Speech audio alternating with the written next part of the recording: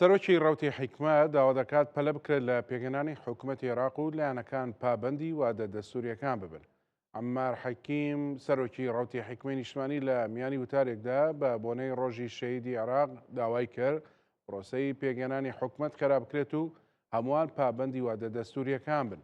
سەرۆکی ڕەوتی حیکمە ئاماژەی بۆش کرد عێراق لە هەموو قەوارە و پۆستەکان گەورەترە.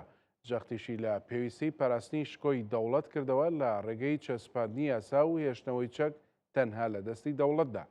عەمار حەکیم داواشی کرد تیمێکی حکومی لێهاتوو هاوسەنگ پێک بێنرێت کە بتوانێت ڕوبەڕووی ئەڵەنگاریەکانی قۆناغەکە و گۆڕانکاریە گەورەکانی ناوچەکە ببێتەوە. هۆشداریشیدا لەوەی نابێت ڕێگە بدرێت ناکۆچیە سیاسیەکان ببنە هۆی دروستبوونی پشێوی و تێکدانی سەقامگیری.